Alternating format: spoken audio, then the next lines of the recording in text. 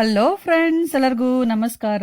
ಇವತ್ತಿನ ನನ್ನ recipe healthy and tasty north ಕರ್ನಾಟಕದ ಜೋಳದ ಹಿಟ್ಟಿನ ಮೆಂತೆ ಮಸಾಲೆ ರೊಟ್ಟಿ. ಫ್ರೆಂಡ್ಸ್, ಆಲ್ರೆಡಿ ನಾನು ಉತ್ತರ ಕರ್ನಾಟಕದ ಜೋಳದ ರೊಟ್ಟಿ, ಮುಸ್ಕಿನ್ ಜೋಳದ ರೊಟ್ಟಿ ಈ ರೆಸಿಪಿಗಳನ್ನು ಶೇರ್ ಮಾಡಿದ್ದೀನಿ. ನೀವೇನಾದರೂ ಆ ವಿಡಿಯೋಗಳನ್ನು ಮಿಸ್ ಮಾಡ್ಕೊಂಡಿದ್ರೆ ಡಿಸ್ಕ್ರಿಪ್ಷನ್ ಬಾಕ್ಸಲ್ಲಿ ಲಿಂಕ್ ಇದೆ, ಯಾರಿಗಾದ್ರೂ ಬೇಕಂದ್ರೆ ಚೆಕ್ ಮಾಡ್ಕೋಬಹುದು. ಬನ್ನಿ ಹಾಗಾದ್ರೆ ಮೆಂತೆ ಮಸಾಲೆ ರೊಟ್ಟಿ ಮಾಡಲು ಏನೆಲ್ಲ ಸಾಮಗ್ರಿ ಬೇಕು ಅಂತ ನೋಡೋಣ. ಜೋಳದ ಹಿಟ್ಟು, ನಾನಿಲ್ಲಿ 2 ಥರದ ಜೋಳದ ಹಿಟ್ಟು ತಗೊಂಡಿದ್ದೀನಿ. ಒಂದು ಬಿಳಿ ಜೋಳದ ಹಿಟ್ಟು, ಇನ್ನೊಂದು ಮುಸ್ಕಿನ್ ಜೋಳದ ಹಿಟ್ಟು. ಫ್ರೆಂಡ್ಸ್, ನಿಮ್ಗೇನಾದರೂ ಮುಸ್ಕಿನ್ ಜೋಳದ ಹಿಟ್ಟು ಸಿಗಲಿಲ್ಲ ಅಂದರೆ ನೀವು ಬರೀ ಜೋಳದ ಹಿಟ್ಟನ್ನು ಯೂಸ್ ಮಾಡಬಹುದು. ಈ 2 ಹಿಟ್ಟುಗಳನ್ನು ನಾನು ಜರಡಿ ಮಾಡಿಟ್ಕೊಂಡಿದ್ದೀನಿ. ನಂತರ ಮೆಂತೆ ಸೊಪ್ಪು, 1 ಕಟ್ಟು ಮೆಂತೆ ಸೊಪ್ಪನ್ನು ಕ್ಲೀನಾಗಿ ತೊಳೆದು ನೀರೆಲ್ಲ ಚೆನ್ನಾಗಿ ಬಸಿದ ಮೇಲೆ ಸಣ್ಣದಾಗಿ ಕಟ್ ಮಾಡಿಟ್ಕೊಂಡಿದ್ದೀನಿ.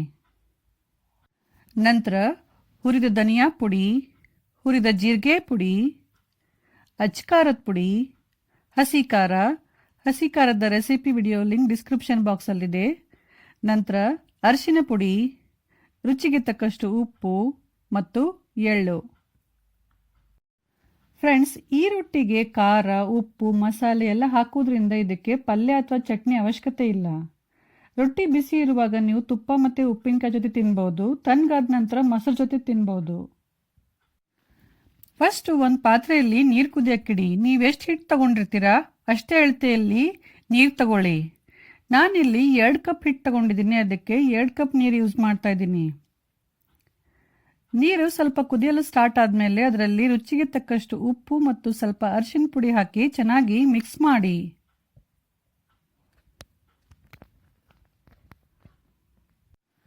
ಆಮೇಲೆ ಇದರಲ್ಲಿ ಹಿಟ್ಟು ಹಾಕಿ ಎಲ್ಲ ಹಿಟ್ಟನ್ನು ಒಟ್ಟಿಗೆ ಹಾಕಿ.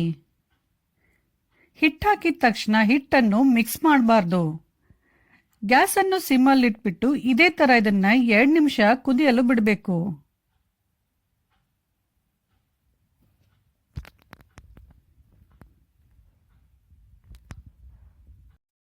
2 ನಿಮಿಷದ ನಂತರ ಹಿಟ್ಟನ್ನು ಚೆನ್ನಾಗಿ ಈ ಥರ ಒತ್ತಿ ಒತ್ತಿ ಮಿಕ್ಸ್ ಮಾಡಿ.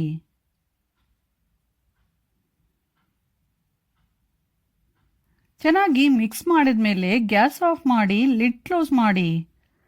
10 ನಿಮಿಷ ಹಿಟ್ಟು ಸ್ವಲ್ಪ ತಣ್ಣಗಾಗುವವರೆಗೂ ಇದೇ ಥರ ಮುಚ್ಚಿಡಿ.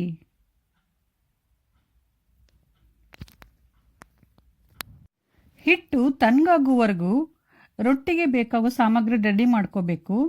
ಅದಕ್ಕೊಂದು ಒಣ ಬಟ್ಟೆ, ಚಪಾತಿ ಮಣಿ, ಲಟ್ಟಣಿಗೆ, ಕಡಚ್ಗಿ, ರೊಟ್ಟಿಗೆ ಹಚ್ಚಕ್ಕೆ ನೀರು ಮತ್ತು ಅದ್ರ ಜೊತೆ ಒಂದು ಸಣ್ಣ ಬಟ್ಟೆ, ಆಮೇಲೆ ಒಣ ಹಿಟ್ಟು, ಇದನ್ನೆಲ್ಲ ರೆಡಿ ಮಾಡಿ ಇಟ್ಕೋಬೇಕು.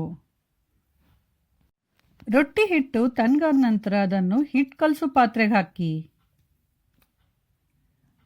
ಆಮೇಲೆ ಅದರಲ್ಲಿ ಅಚ್ಕಾರದ ಪುಡಿ, ಹಸಿ ಖಾರ, ಜೀರಿಗೆ ಪುಡಿ, ಧನಿಯಾ ಪುಡಿ, ಎಳ್ಳು ಮತ್ತು ಕಟ್ ಮಾಡಿದ ಮೆಂತೆ ಸೊಪ್ಪು ಹಾಕಿ.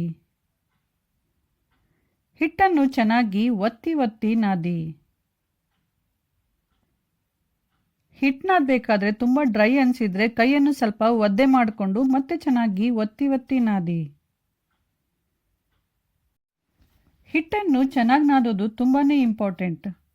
ಕೈನ ಸ್ವಲ್ಪ ಒದ್ದೆ ಮಾಡ್ಕೊಂಡ್ಬಿಟ್ಟು ಪದೇ ಪದೇ ಅಂಗೈಯಿಂದ ಈ ಥರ ಒತ್ತಿ ಒತ್ತಿ ಹಿಟ್ಟು ಸ್ವಲ್ಪ ಸಾಫ್ಟ್ ಆಗುವವರೆಗೂ ನಾದಬೇಕು. ಆವಾಗಲೇ ರೊಟ್ಟಿ ಸಾಫ್ಟ್ ಆಗುತ್ತೆ. ಹಿಟ್ಟನ್ನು ಸಾಫ್ಟ್ ಆಗಿ ನಾದಿದ ಮೇಲೆ ಒಂದು ಸಣ್ಣ ಉಳ್ಳಿ ತಗೊಂಡು ಕೈನ ಸ್ವಲ್ಪ ಒದ್ದೆ ಮಾಡ್ಕೊಂಡ್ಬಿಟ್ಟು ಮತ್ತೆ ಸ್ವಲ್ಪ ನಾದಿ.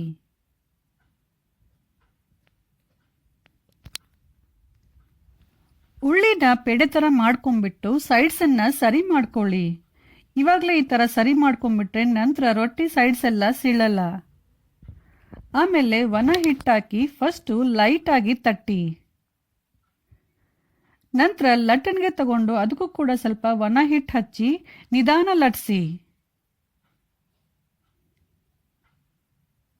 ಇದೇ ಥರ ನಿಧಾನ ಲಟ್ಟಿಸ್ತಾ ಹೋಗಿ.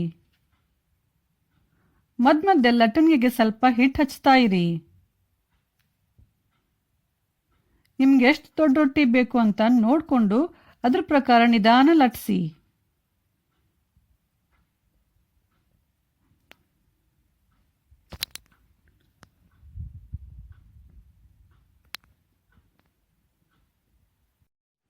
ರೆಡಿ ಮಾಡಿದ ರೊಟ್ಟಿನ ಚೆನ್ನಾಗಿ ಕಾಯಿಸಿದ ಹಂಚ ಮೇಲೆ ಹಾಕಿ, ಕೆಳಗಡೆ ಹಿಟ್ಟು ಹಚ್ಚಿದ ಭಾಗನ ಮೇಲ್ಗಡೆ ಬರುವ ಹಾಗೆ ಹಾಕಿ, ಆ ಭಾಗಕ್ಕೆ ನೀರು ಹಚ್ಚಿ ಎಲ್ಲ ಕಡೆ ಚೆನ್ನಾಗಿ ನೀರು ಹಚ್ಚಿ. ನಂತರ ಗ್ಯಾಸನ್ನು ಹೈ ಫ್ಲೇಮ್ನಲ್ಲಿಟ್ಬಿಟ್ಟು 1 ನಿಮಿಷ ಬೇಯಿಸಿ. 1 ನಿಮಿಷದ ನಂತರ ನಿಧಾನ ಟರ್ನ್ ಮಾಡಿ ಹಾಕಿ.